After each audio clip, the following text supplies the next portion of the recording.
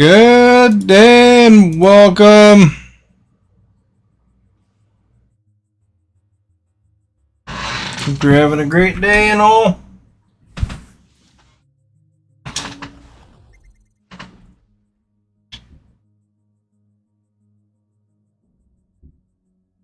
This one has the history, look.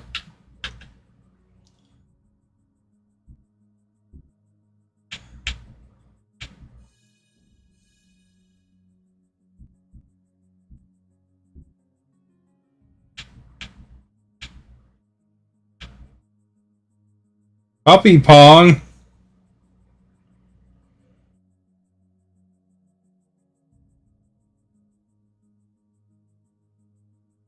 That's kind of neat.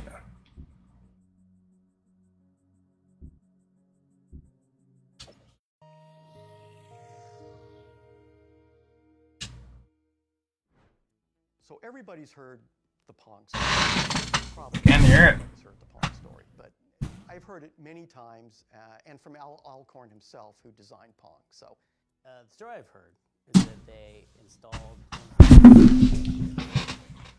tavern and let people play it as a test. Put it out into an arcade and see if it makes money. I mean, that's the market research. My understanding was Ted built a cabinet, a tabletop, simple cabinet over the weekend. There, I can hear it better now. Big thing was sit on a barrel. Finding an interactive video machine somewhere and having people play it was still a relatively new concept. Nobody knew if it was going to go. Oh, what is the name of the bar in Palo Alto? San Jose? No, it was Andy Caps. It was Santa Clara? Sunnyvale. So we'll put it in Andy Caps. You know, it's a coin-op game, be it fragile and humble. I remember Andy Caps, the comic. So we did. Well, my memory is that he gets a phone call, the game's busted, which, of course, is the usual thing you get on a support line. It doesn't work. What is it, and in what way does it not work? Well, it doesn't work. The bar owner or manager at the time kind of yelled at them and like accused them of their game being shoddy because it had already broken down and it was no longer functioning or working. And they get a call, later on that night and like, hey, this thing broke, come and pick up this piece of shit game and get it out of here. This thing broke. I'm not going to waste my time fixing this crap. But anyway, the machine, we got the word that it stopped working, and I figured it could be anything, and I'd go out there and take a look at it. And so I went to the machine, and the first thing you do is you want to try to play the game, because the machine was on in a tracked mode, so it was working, but you couldn't start a game. So Back when arcade troubleshooting was different, I guess. Coin box to basically flip the micro switch to give yourself a free game, because I'm not going to waste a quarter, And so they went down to see what's wrong with the machine to fix it, and what they found out was that it wasn't broken. It was just that so many people had played it, they'd filled the coin box with quarters, and it was jammed, and it couldn't take any more. So many people had played it that it couldn't accept any more money. The game is broken because it's stuffed so full of quarters. Completely stuffed with quarters. And it was a small, I remember it was kind of small, if I remember. It was a small space. It just filled up with the quarters, and it wouldn't take it. When I opened up the coin mech, all these quarters just gushed out. So, whoa, that's impressive. It's the equivalent of like crashing a server. When you launch a new website and it's so popular. So they crashed the server on Pong. And one of the other reasons it was also so popular It's Cliff Baczynski. Still holding a pint in your other hand. And that also was one of those things that, eventually many years later led to the rise of the fun barcades that we have, and we can enjoy now. as Al will always say with a little, twinkle in his eye, he goes, "This is a problem I can fix." Basically, the way it worked was you take the money, the deal you have, and you split the take with the owner of the bar. And so I did that, and I had this sack of quarters, and the next day I come into work, and I said, I got the machine fixed, and here's the problem. Goddamn thing's making too much money. And they'll, really? But it was one of those great moments where something that supposedly was failing was actually such a huge success that no one could recognize. It was truly the ugly duckling version of technology. Because remember, Nolan thought, he was like, this is just a placeholder until we get to design the really good game. because who's going to play this stupid shit-ass game? They went on to produce all these classic, memorable arcade titles for years that allowed the company to survive and be so much more than a one-hit wonder. So that's my understanding of the history of Pong. It's a great story if it's true. When a story is good, you know there's some doubt about it. Like, well, that's too good to be really true. It's probably a boring version of it that's actually true. You know, it sounds realistic to me. You know, I mean, I've kind of. This guy's on Skype or something, or not Skype, Coins will just overflow and. Zoom or something, eh? It's kind of a cool feeling. Anyway, that's how that all happened. Yeah. Alright, that was interesting. Space Race. Atari's fourth game was Gotcha. You are our guest. Yo, thank you for liking. Hello to you.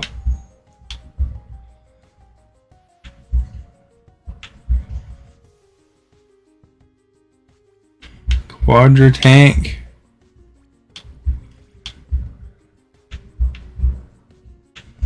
The Tarians. Hercules. Do you remember any of this stuff? I don't remember any of this stuff. I remember Breakout.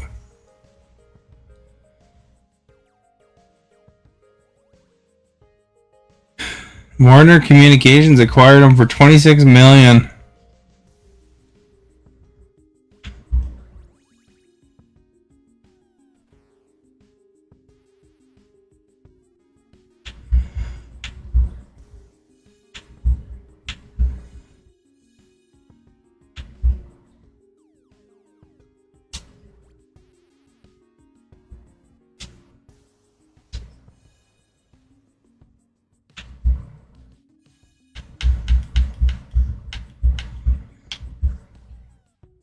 They do drugs at Atari.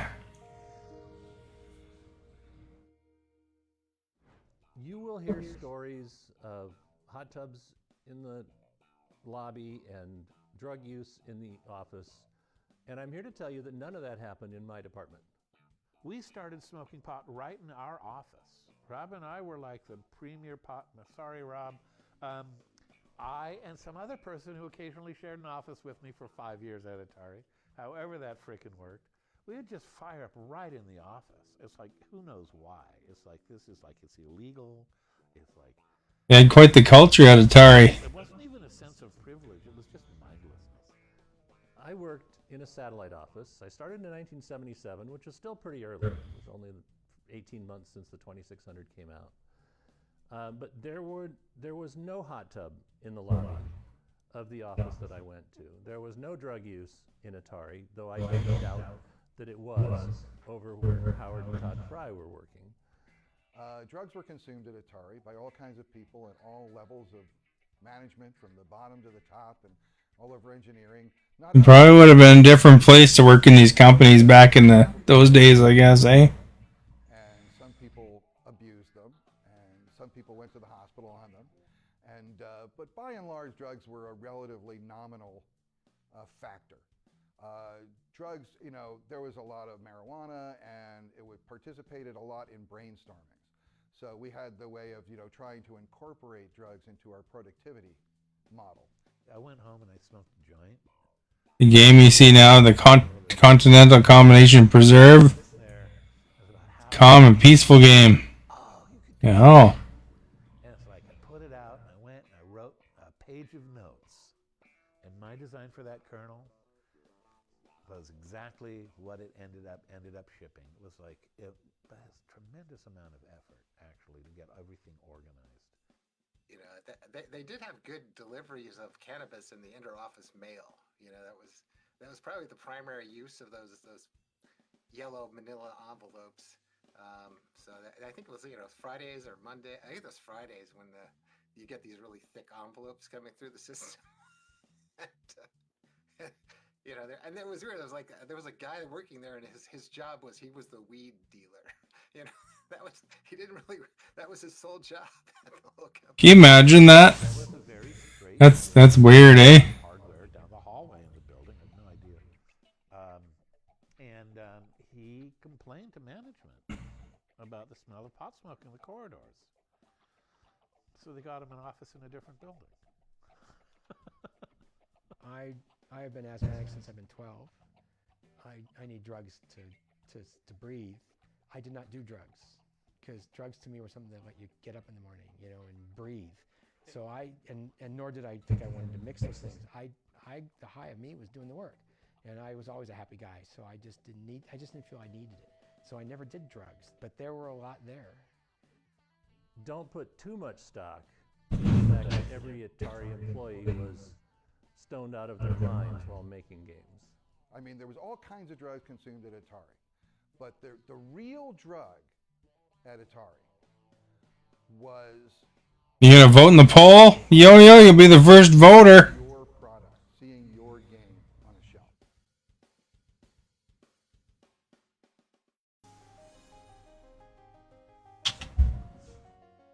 Sprint 8, I remember that game.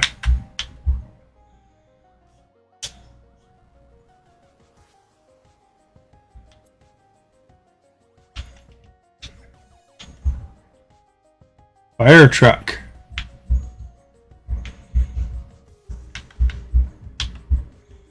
Super Breakout, I remember that one. Lunar Lander, I remember seeing Lunar Lander in Canadian Tire. I don't send it. You know, there's a button at the bottom you can view the poll.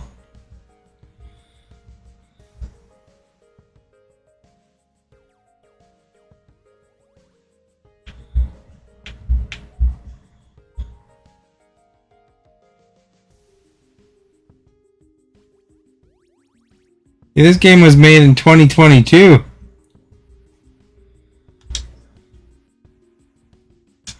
Let's give it a try.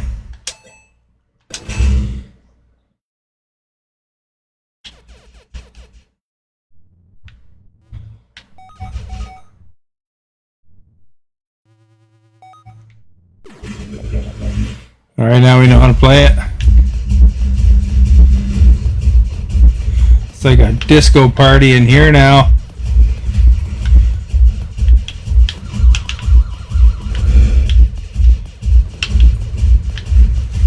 Yeah, this is easier than Asteroids.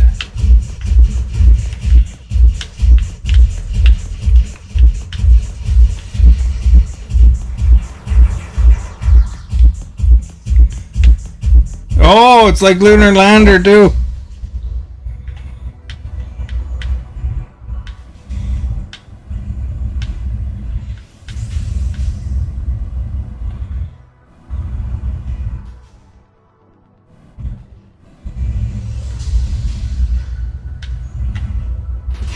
Oh, use shield.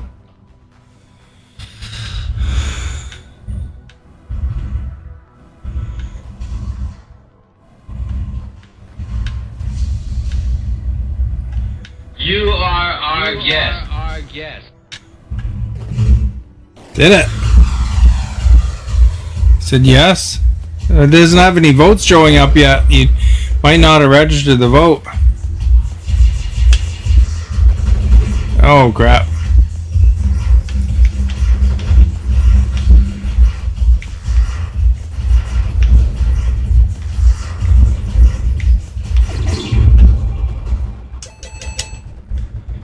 That game's not bad.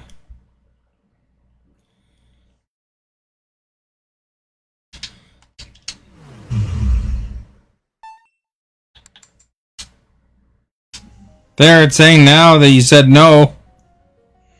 If that was you. Oh, it said you said yes, so maybe somebody else voted.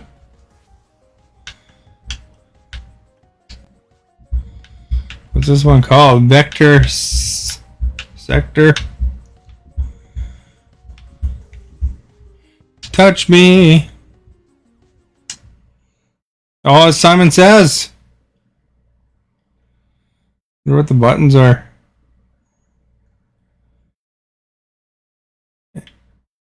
Old school, back when they had manuals, eh?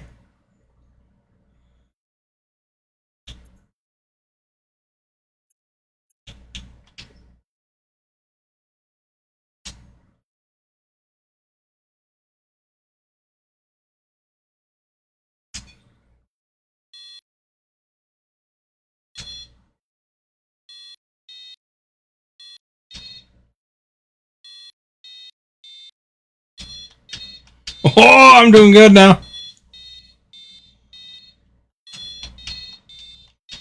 Okay, we got 4. Oh, not there. Okay, how about here? Ooh, that feels good. Ooh, that feels good. Oh.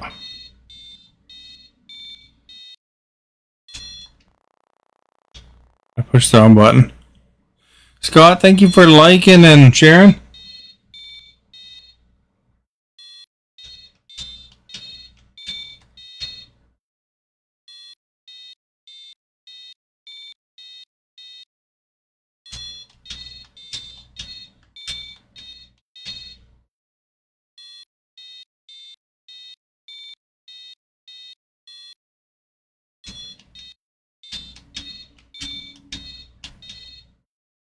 Oh, what's the last one? Is it that one?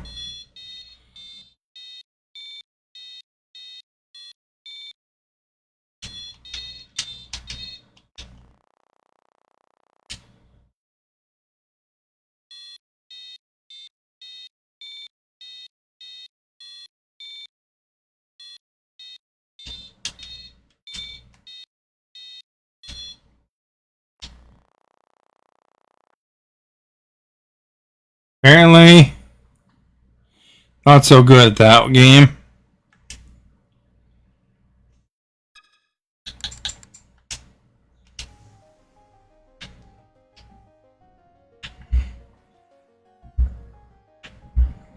Can you play Super Breakout handheld? No, it's just a picture.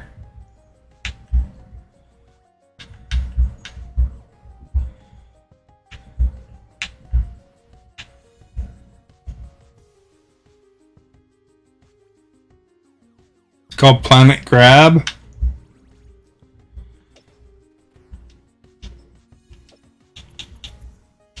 Oh, not there. Okay, how about here? Ooh, that feels good. Ooh, that feels Stephanie, thank you for liking and sharing.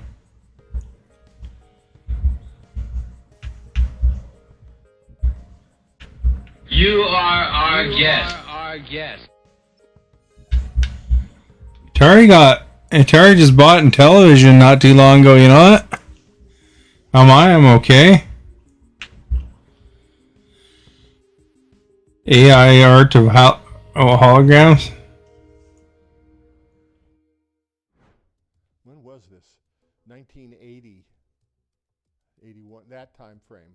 Prior to Ray Kassar's emergence, I was part of the executive staff, you know, and Nolan, Joe, I, Steve Bristow, Gil, Dennis Groth, finance, you know, we were all friends and no politics and all that, and we all worked together and part of the team. It was great. Once Ray took over, nope, it was all a closed office, and he met with all his hires from Procter & Gamble, and so I realized, okay, I'm out of this. I'm either going to have to quit because Nolan had gone, Joe had gone, Lipkin, everybody had gone. I figured, well, That probably happens to a lot of software companies, I think. and we had used holography. We couldn't keep secrets at Atari. We're just no good at it. So we decided the best thing was to put out disinformation. So one of the best ones was the next coin-op game is going to have holography, and it was like, what the hell is that? I knew what it was, having, you know, been to college and studied this physics and stuff. But that was just. But then I decided, well, I'll do something. Turn my mic down. Maybe there's something there. I'll take it. Sounds hard. Sounds interesting. I know. And we proceeded to. There, is that better? And what could be done, and came up with a holographic toy that basically sold it to Ray, saying, "How would you like?" Because the cartridge video game business seemed to be very good. I don't know, the mic's messed up, I guess. System, but the cartridges are half the cost of everything is half the cost of the VCS. And, hey, go ahead. It were very simple. They were nothing more than an LED, a simple LED game, the handheld LED game in those days. The only difference was we had a hologram with 2 images on it. You look through this box, and there were 2 lamps inside, and when you'd crash a spaceship, you'd see a hologram of a spaceship crashing. And but you could look through this half metallized mylar and play Space Invader game or something like that. We did all the work, put everything together, got a chip designed, package designed, and at the end, Hello. we even took it to the toy fair. Hello. And marketing wouldn't show it, wouldn't back it up, and we did it ourselves. Hello. We sold 100,000 of them, but Ray wouldn't. Hello. Just wouldn't do it, and I realized that was it. They're not going to release that. I mean, this is now in a time when if it failed, you wouldn't. She told me even to know turn there it was down. a pimple on the balance sheet. Turn it down, I'll tell you. How's it now? When it would, the whole company was, we're sure we'd do it. So that was the end of my career at Atari. Today for dinner, I had a hamburger. Taters. Nothing yet. Things moving on it.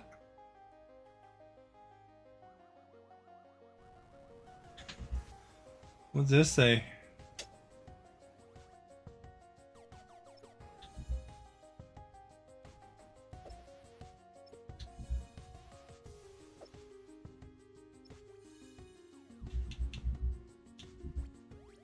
Yeah, but you might be 30 minutes behind. It's probably because I was on a Zoom call earlier. Now I'm gonna be... My Zoom's gonna be messed up.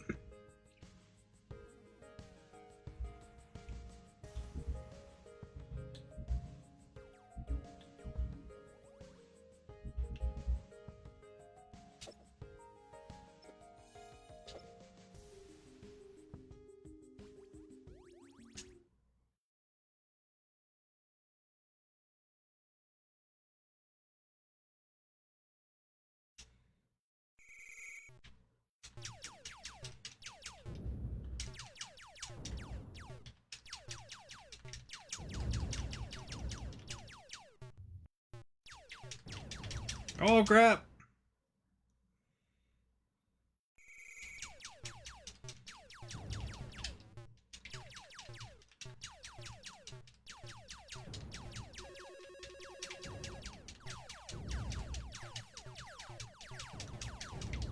Oh no. Got hit.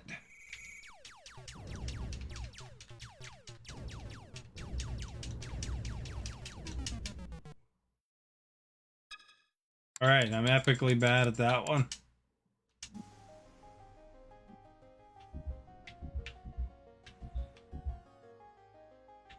Warlords? I don't even know if I know how to play Warlords. Oh, this game.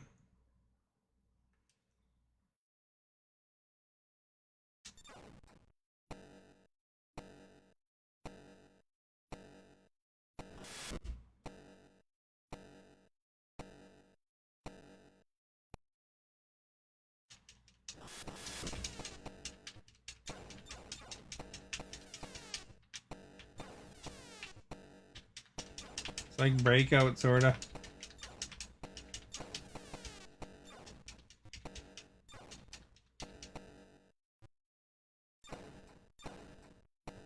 The objective is take out the other players.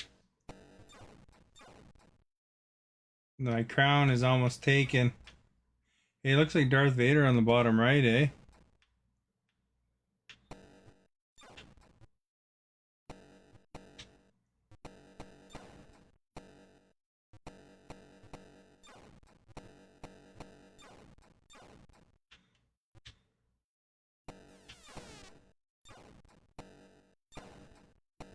Hopefully I'm not the first eliminated.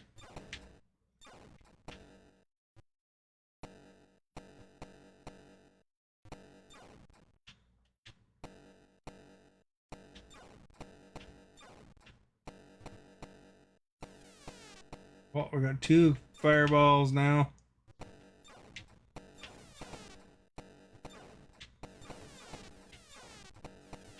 Oh, I'm epically destroyed. Yeah, Taco Brito.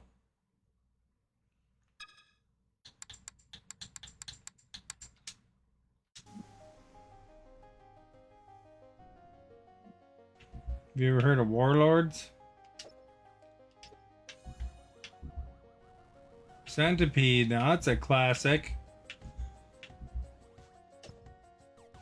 Everyone must have heard of Centipede.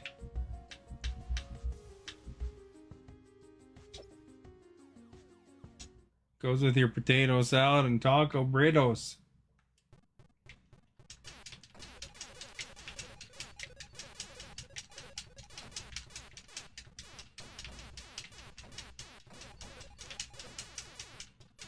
Gotta get that centipede before he hits ya.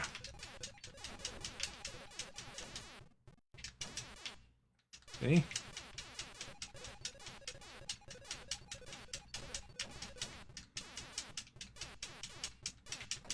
Like one loner there.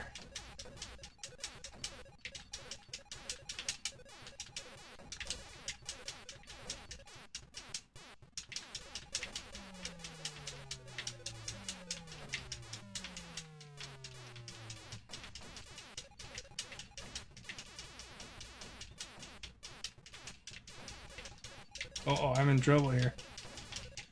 They're coming. Oh, just in time.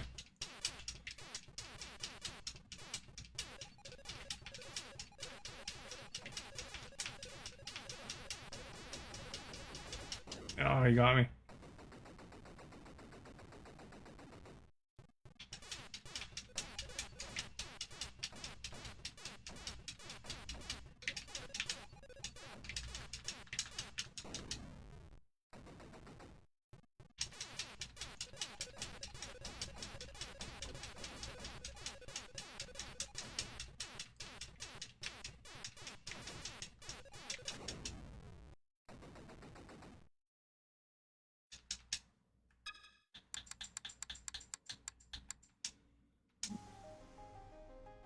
Was your potato salad good?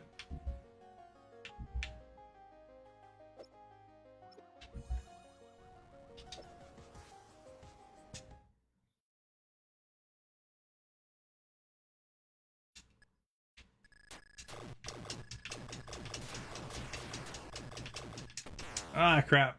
This is like Gyros except for...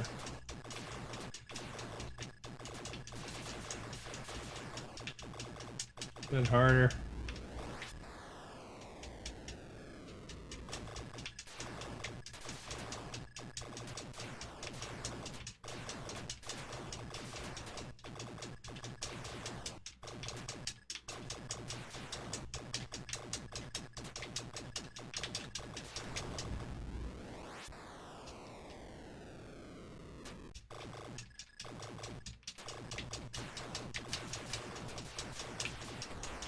Oh, it got me.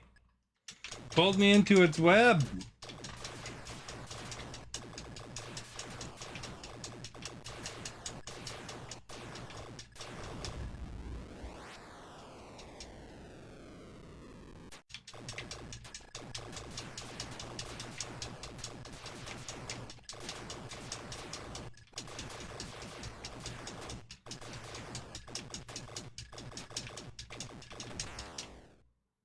Dang it.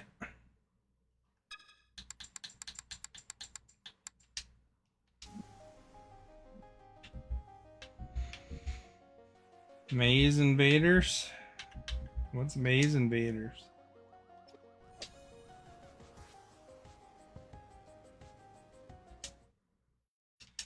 You ever seen this game? I haven't.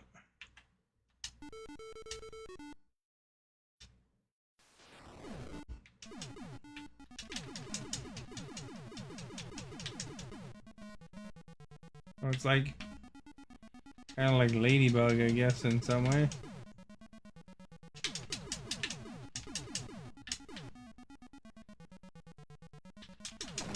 Oh.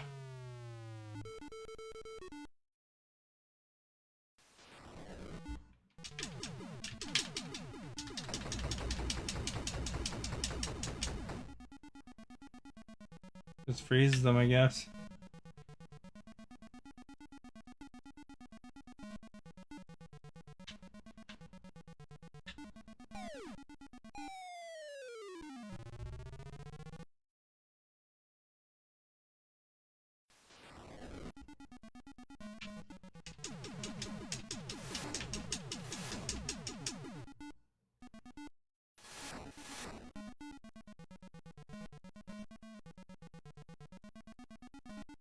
We're pretty good at this, eh?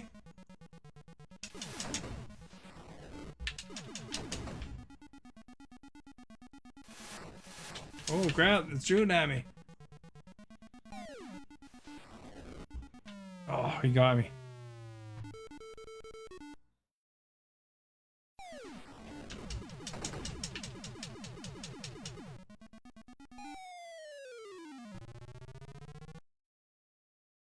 I've never played this game in my life, and look how good I am at it. Simply amazing.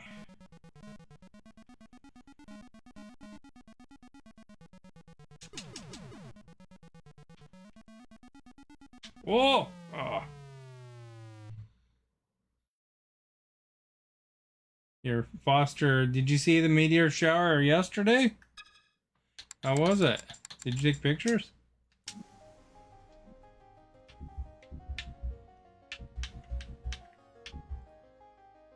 Space Duel.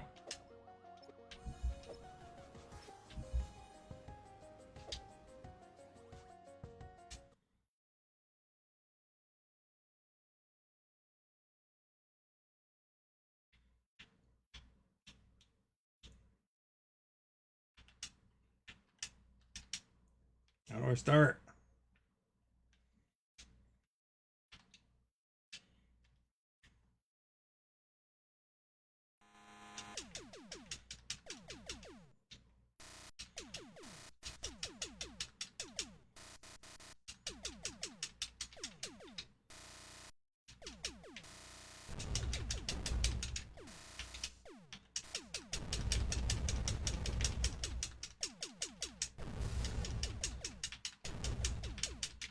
You couldn't see any?